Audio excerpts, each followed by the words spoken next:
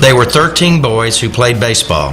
By the end of the summer, not only had they become respectful, hard-working young men, they had become a team.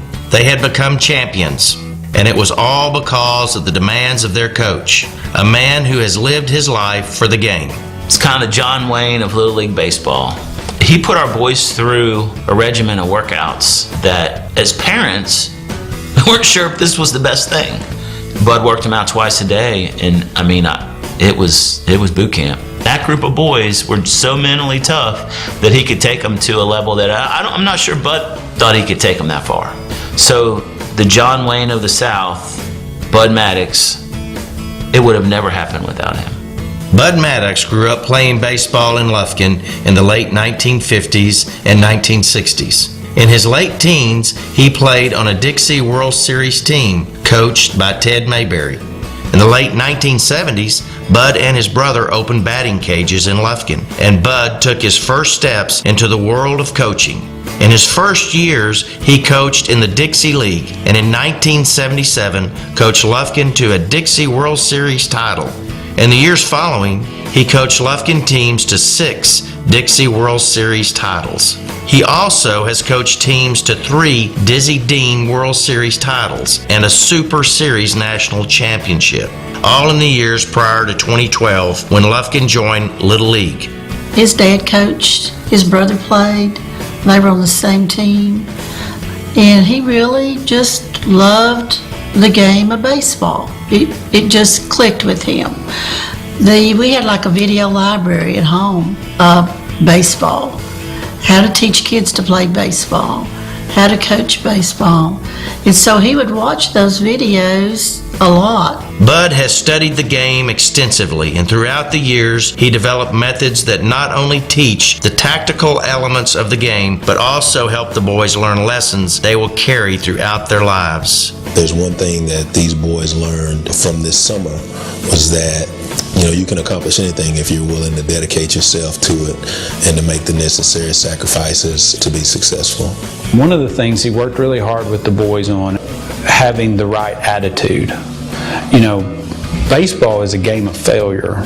The best baseball player bats .300, which means he's successful 3 out of 10 times, right? And so I guess the attitude was his main thing. At the beginning of June, Coach Bud began working with Lufkin All-Stars, and at his first parent meeting, he explained the expectation he has for his players and the parents. Bud's doing it, and we're going to sit back and we're going to enjoy the ride, and which is that's not easy as a parent. And at one point along the ride, a lot of emotions, and there was a little kind of a tiff in the middle of all this with some parents, and Bud quickly called a parent meeting and said, I've seen more of these World Series lost as a result of parents than I have of kids.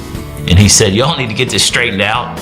And that was it. And that was the parent meeting. And from then on, it was up. And we just continued to climb the mountain after that. While the parents knew Coach Bud was demanding as he started 2-a-day practices, some had questions about aspects of his coaching, but they realized as the summer progressed that his coaching methods worked.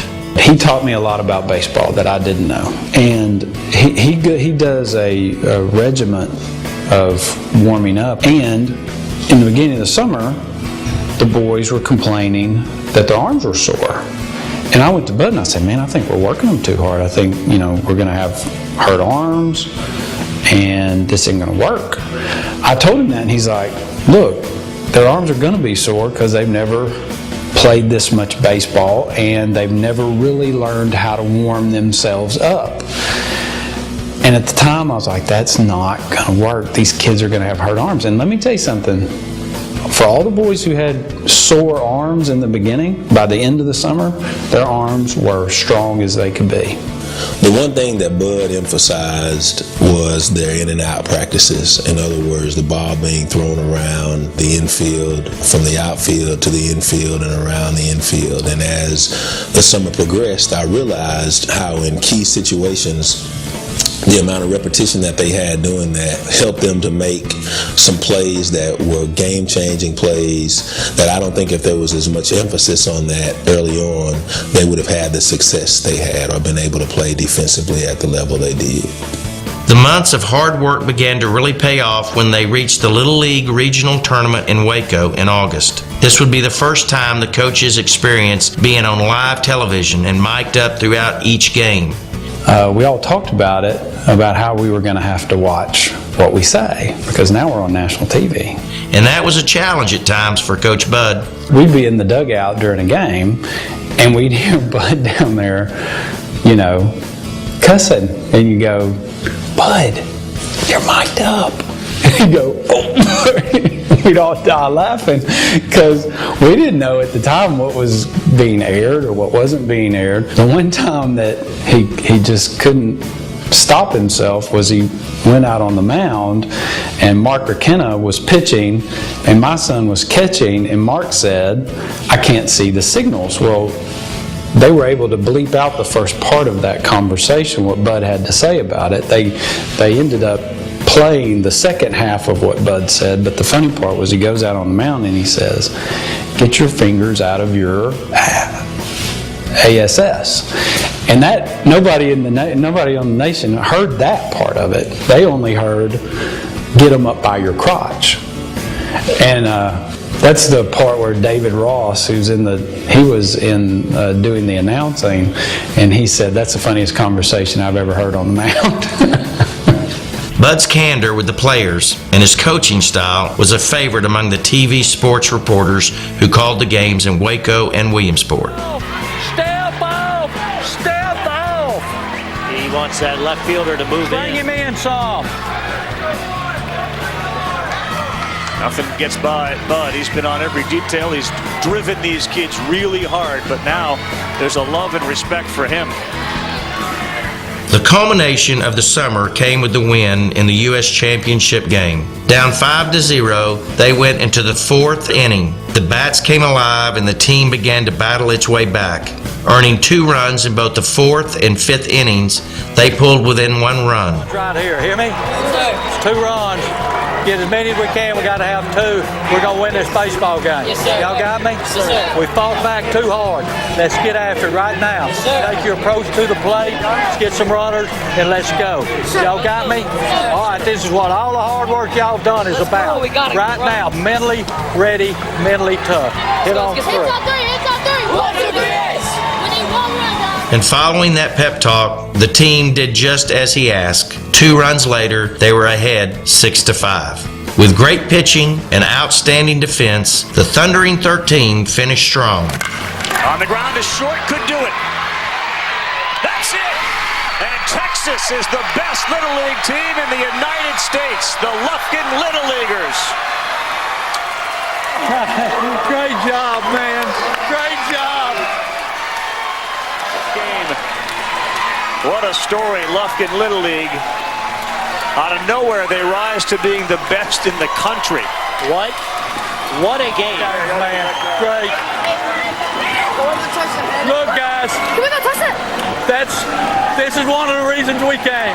We're now champions of 12-year-old Little League baseball in the United States of America.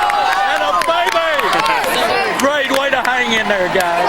Way to keep it going. That's what all the hard work is about. Huh? Hell yeah, go!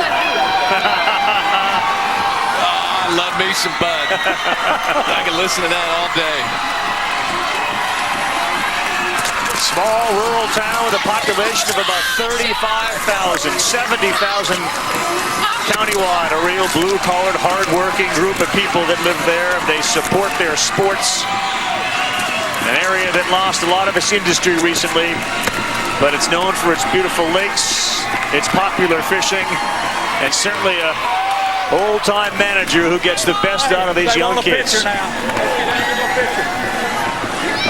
Bud Maddux's words were, "Great game," he said. "Great game to Colin Ross," because he understood the effort he put in, and he allowed his team to climb back into this ball game. There he is, the man that has won a variety of different baseball championships from Dixie and Dizzy Dean leagues, 10 World Series coaching kids ages 13 to 18, but never before has he won or even been involved with the Little League. And in his debut season, he hops aboard with these kids and claims the crown.